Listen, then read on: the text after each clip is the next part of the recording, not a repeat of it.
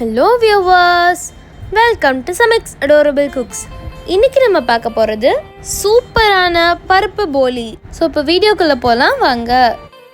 செய்முறை: ஃபர்ஸ்ட் ஒரு பாத்திரம் எடுத்துக்கோங்க. அதில் 1 டம்ளர் கடலைப்பருப்பு சேர்த்துக்கலாம். இப்போ இந்த கடலைப்பருப்பை ஒரு தடவை வாஷ் பண்ணிவிட்டு இந்த கடலைப்பருப்பு முங்குற அளவுக்கு தண்ணி ஊற்றி வச்சுருக்காங்க. இப்போ இது அப்படியே ஊறட்டும் 1 மணி நேரத்துக்கு. 1 மணி நேரத்துக்கு அப்புறமா 3 விசில் குக்கரில் வேக வச்சு எடுத்துட்டு மிக்சியில் போட்டு நல்ல ஃபைன் பேஸ்ட்டாக அரைச்சி எடுத்துக்கோங்க. ஏன்னா நம்ம போலி சாப்பிடும் போது கடலைப்பருப்பு 1-2 முழுசாக இருந்தால் கூட நல்லா இருக்காது. ஸோ இப்போ ஒரு பவுல் எடுத்துக்கோங்க. அதில் 1.5 கப் மைதா சேர்த்து வச்சுருக்கேன். இப்போ இது கூட 1 சிட்டிகை மஞ்சத்தூளும் 1 சிட்டிகை உப்பும் சேர்த்துக்கோங்க. இது கூடவே 2 டீஸ்பூன் எண்ணெய் சேர்த்துட்டு கொஞ்சம் கொஞ்சமாக தண்ணி ஊற்றி மிக்ஸ் பண்ணிக்கோங்க. இப்போ பாருங்கள், நம்ம மாவு பிசைஞ்சாச்சு. இதுக்கு மேலே இன்னும் 2 டீஸ்பூன் எண்ணெய் சேர்த்துக்கலாம். இந்த எண்ணெயை நம்ம டோக்கு மேலே நல்லா அப்ளை பண்ணிக்கோங்க. நம்ம மாவு ரொம்ப கட்டியாக இருக்கக்கூடாது, தளர்வாக இருக்கணும். இப்போ ஒரு பேன் எடுத்துக்கோங்க. அதில் நம்ம 1 டம்ளர் கடலைப்பருப்பு எடுத்தனால இப்போ 1 கப் வெல்லத்து கூட 1/4 கப் தண்ணி ஆட் பண்ணிவிட்டு இந்த வெல்லத்தை நல்லா கரைச்சிக்கலாம். இப்போ பாருங்கள், வெல்லம் நல்லா கரைஞ்சிருச்சுங்க. அதே நேரத்தில் இது கொதிக்கவும் ஆரம்பிச்சிச்சு. இந்த ஸ்டேஜில் அடுப்பை ஆஃப் பண்ணிவிட்டு இதை வடிகட்டி எடுத்து வச்சுக்கோங்க. இப்போ நம்ம வடிகட்டின வெள்ளை தண்ணியை நான் ஒரு பேனில் போட்டு வச்சுருக்கேன். இப்போ இது கூட நம்ம ஏற்கனவே அரைச்சி வச்சுருந்த கடலை மாவு பேஸ்ட் சேர்த்துக்கலாம். இப்போ இது நல்லா மிக்ஸ் பண்ணிக்கோங்க. இப்போ இது கூட 1 டீஸ்பூன் நெய்யும் அது கூடவே 1/2 கப் துருவிய தேங்காயும் சேர்த்துட்டு நல்லா மிக்ஸ் பண்ணிக்கோங்க. இப்போ இது கூட இன்னொரு டீஸ்பூன் நெய்யும் சேர்த்துட்டு திரும்பி நல்லா மிக்ஸ் பண்ணிக்கோங்க.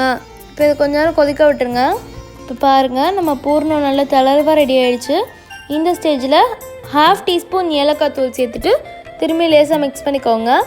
நம்ம பூர்ணம் பேன்லேயே நல்லா கெட்டியாக இருக்கணும்னு எதிர்பார்க்காதுங்க. ஏன்னா நம்ம இது ஆற வேற வைக்கணும். இது கூட 2 டீஸ்பூன் நெய் சேர்த்துக்கலாம். ஸோ டோட்டலாக நமக்கு 4 டீஸ்பூன் நெய் ஊற்றிருக்கோம். இந்த பூர்ணம் நம்ம தளர்வாக இருக்கும் போதே எடுத்துருங்க.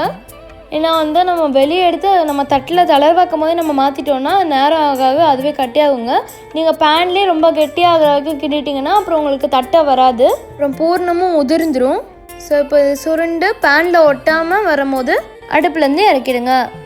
இப்போ நம்ம ரெடி பண்ண பூர்ணத்தை நான் ஒரு தட்டில் போட்டு ஆற வச்சுருக்கேங்க. இப்போ இந்த மாவுலேருந்து கொஞ்சோண்டு மாவு மட்டும் பால் சைஸ்க்கு எடுத்துக்கோங்க. இது கை வச்சே நல்லா ஈக்குவலாக ஃப்ளாட்டன் பண்ணிக்கோங்க. ஸோ இப்போ பாருங்கள், எல்லா சைடும் ஈக்குவலாக ஃப்ளாட்டன் பண்ணிட்டேன். இந்த சைடில் நடுவில் நம்ம ரெடி பண்ண பூர்ணத்தை ஒரு பால் மாதிரி ஊட்டி வச்சுருந்தேன். ஸோ இப்போ அதை நடுவில் வச்சுட்டு இப்போ இந்த மாவை வச்சு பூர்ணத்தை நல்லா டைட்டாக முடிக்கோங்க. இதை திருப்பி போட்டு நான் ஃப்ளாட்டன் பண்ணுற மாதிரி ஃப்ளாட்டன் பண்ணிக்கோங்க. இப்போ பாருங்கள், நம்ம பருப்பு போலி சுடுறதுக்கு ரெடி ஆகிடுச்சு. இப்போ நம்ம ரெடி பண்ணி வச்சுருந்த பருப்பு போலியை ஒரு தவாவில் போட்டு அதில் சுற்றி கொஞ்சோண்டு நெய் மட்டும் ஊற்றிட்டு அது மேலேயும் கொஞ்சோண்டு நெய் மட்டும் ஊற்றிட்டு இது ஒரு சட்டாப்பையை வச்சு திருப்பி போட்டு 2 சைடும் சுட்டு எடுத்துக்கோங்க. இந்த போலியை நம்ம சூடாக இருக்கும் போதே ஒன்றுக்கு மேலே ஒன்று வைக்கக்கூடாதுங்க. அப்படி வச்சோன்னா நமக்கு போலி நம்ம கொஞ்ச நேரம் கழித்து எடுக்கும் போது ஒன்றுக்கு மேலே ஒன்றோட ஒன்று ஒட்டிக்கும். ஸோ இந்த மாதிரி தள்ளி தள்ளி வச்சுக்கோங்க.